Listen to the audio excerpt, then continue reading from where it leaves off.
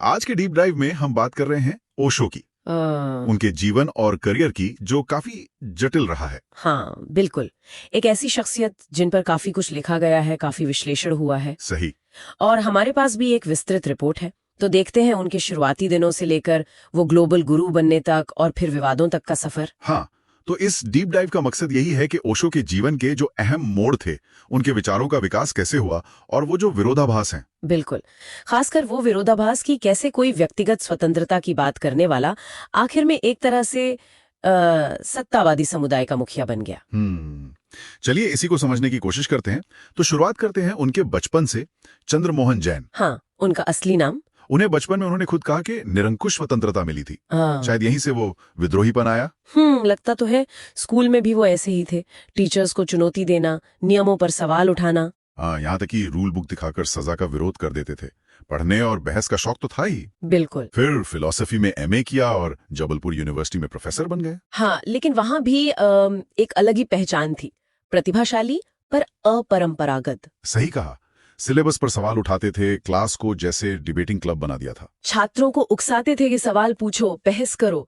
और यहीं से मतलब ट्रैक थोड़ा बदलता है। ये एकेडमिक विद्रोही कैसे धीरे धीरे आध्यात्मिक गुरु बने, आचार्य रजनीश। हाँ, 60s का दशक था ये। हाँ, 1960s में उन्होंने पब्लिक स्पीकिंग शुरू की। और बोलते भी कैसे थे, पारंपरिक भारतीय सोच, शादी जैसी संस्थाओं पर सीधी चोट। अच्छा, पूंजीवाद के समर्थक भी थे सुना है। हाँ, विज्ञान और पूंजीवाद के। और इसी वजह से शायद उनके धनी अनुयायी बनने लगे। जैसे उनकी पहली सेक्रेटरी लक्ष्मी ठकरसी कुरुआ, उन्होंने फाइनेंस संभाला। ओके। फिर 1970 में आया वो नव संन्यास आंदोलन। हाँ, ये बहुत चर्चित हुआ था। क्या था ये खास? ये बिल्कुल पारंपरिक संन्यास का उल्टा था। मतलब त्याग नहीं, बल्कि जीवन को पूरी तरह जीना, हर रंग में। जोरबा द बुद्धा वाला आइडिया। बिल्कुल, सांसारिक भी रहो, आध्यात्मिक भी। ये वेस्टर्न लोगों को बहुत भाया। फिर 1974 में पुणे में पहला आश्रम बना। हाँ, और वो बहुत जल्दी एक इंटरनेशनल सेंटर बन गया। वहां उन्होंने ईस्टर्न मेडिटेशन टेक्निक्स को वेस्टर्न साइकोथेरेपी के साथ मिलाया, इनकाउंटर ग्रुप्स वगैरह। अच्छा, ये थेरेपी ग्रुप्स, इनसे तो फिर कमाई भी होती होगी। हाँ, ये आश्रम के लिए आय का एक बहुत बड़ा जरिया बन गए थे। तो एक तरह से कह सकते हैं कि आध्यात्मिकता का कमर्शलाइजेशन यहीं से दिखने लगा था। और वो उनकी एक्टिव मेडिटेशन टेक्निक्स जैसे डायनामिक मेडिटेशन, हाँ, वो खास तौर पे डिजाइन की गई थी आधुनिक मन के लिए, जिसकी बेचैनी ज्यादा है।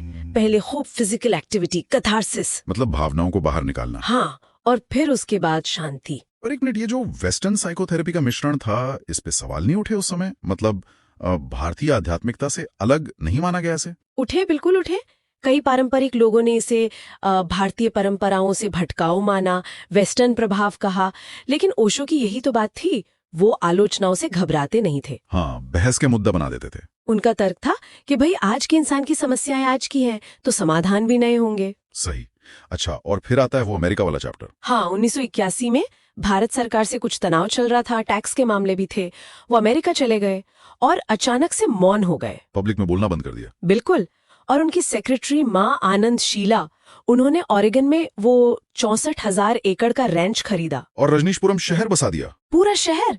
इंजीनियरिंग का कमाल था, रेगिस्तान में हरा भरा।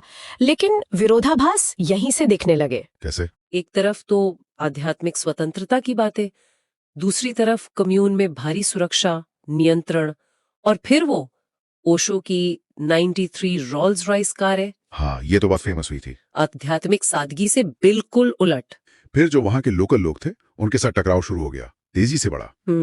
इनके अनुयायियों ने लोकल इलेक्शन को प्रभावित करने के लिए हजारों बेघर लोगों को लाकर वोटर बनाने की कोशिश की। अच्छा, ये तो गड़बड़ है। हाँ, मामला इतना बड़ा कि ओरेगन के अटॉर्नी जनरल ने शहर की कानूनी मान्यता पर ही सवाल उठा दिया। कहा कि ये चर्च और स्टेट के सेपरेशन का उल्लंघन है, क्योंकि सारा एडमिनिस्ट्रेशन तो एक धार्मिक संस्था चला रही थी। और फिर तो मामला और भी संगीन हो गया। बहुत ज्यादा। कम्यून का पतन असल में माँ आनंद शीला और उनके ग्रुप के क्रिमिनल कामों की वजह से हुआ। सबसे भयानक तो वो बायो टेरर हमला था ना, 1984 का। हाँ, वो तो दहलाने वाला था। द डेल्स शहर में सलाद बार में जानबूझकर सैल्मोनेला बैक्टीरिया फैलाया, 700 से ज्यादा लोग बीमार। मकसद था वोटिंग कम करना। हाँ, और इसके अलावा अवैध वायर टैपिंग, आगजनी, यहाँ तक कि सरकारी अधिकारियों की हत्या की कोशिशें भी। अब सवाल ये कि इसमें ओशो खुद कहाँ थे? क्या उन्हें ये सब पता था? ये आज तक रहस्य है। शीला तो साफ तौर पर मास्टरमाइंड थी। ओशो ने अक्टूबर 84 में अपना मौन तोड़ा। और सितंबर 85 में पब्लिकली शीला पर आरोप लगा दिए। इसके बाद ही शीला यूरोप भाग गई, फिर पकड़ी गई। तो क्या ओशो को पता नहीं था, या फिर जब मामला बिगड़ा तो उन्होंने शीला को आगे कर दिया? ये सवाल तो है, और ये उनकी पूरी विरासत पर एक बड़ा प्रश्न चिन्ह लगाता है। अंत में अक्टूबर 1985 में ओशो खुद गिरफ्तार हुए, इमिग्रेशन फ्रॉड के चार्ज में। हाँ, आरोप था कि वीजा के लिए अनुयायियों की दिखावटी शादियां करवाईं। उन्होंने वो एल्फ्रेड प्ली ली थी ना? हाँ, एल्फ्रेड प्ली, मतलब वो खुद को निर्दोष मानते रहे, पर ये माना कि प्रोसिक्यूशन के पास उन्हें दोषी साबित करने लायक सबूत हैं। और फिर उन्हें अमेरिका से निकाल दिया गया। हाँ, निर्वासित कर दिया गया, और रजनीशपुरम का वो सपना वो ढह गया। इसके बाद तो उनके लिए और मुश्किल हो गया। करीब 21 देशों ने उन्हें एंट्री नहीं दी। अच्छा। आखिरकार 1986 में वो भारत लौटे। 1987 में पुणे आश्रम को फिर से शुरू किया और नाम भी बदल लिया, आचार्य रजनीश से ओशो हो गए। हाँ, शायद वो ओरेगन वाले चैप्टर से दूरी बनाने की कोशिश थी। फिर 1990 में उनकी मृत्यु हो गई। उनकी समाधि पर वो लिखा है ना, कभी पैदा नहीं हुए, कभी मरे नहीं। हाँ, सिर्फ इस पृथ्वी ग्रह पर 11 दिसंबर 1931 से 19 जनवरी 1990 के बीच भ्रमण किया। लेकिन विवाद उनकी मौत के बाद भी खत्म नहीं हुए। पुणे आश्रम, जो अब ओशो इंटरनेशनल मेडिटेशन रिजॉर्ट है, वो आज भी मैनेजमेंट, प्रॉपर्टी, एक कथित नकली वसीयत, इंटेलेक्चुअल प्रॉपर्टी राइट्स, इन सब पर कानूनी लड़ाइयों में फंसा हुआ है। और यौन शोषण के आरोप भी लगते रहे ना? हाँ, वो आरोप भी समय समय पर लगे हैं। कुछ आलोचक कहते हैं कि वो मुक्त प्रेम वाली फिलॉसफी का आश्रम में गलत इस्तेमाल हुआ। तुल मिलाकर देखें तो क्या समझ आता है? ओशो की कहानी विरोधाभासों से भरी है। बिल्कुल। एक तरफ वो आध्यात्मिक इनोवेटर जिसने पूरब पश्चिम को मिलाया, ध्यान को नया रूप दिया। हाँ, और दूसरी तरफ वो लीडर जिसका यूटोपिया वो अपराध और सत्तावाद में ढह गया। ये कहानी शायद हमें वो दिखाती है जो आध्यात्मिक आदर्शों और दुनियावी ताकत, पैसा, संगठन चलाने की जो असलियत है, उसके बीच का जो तनाव है।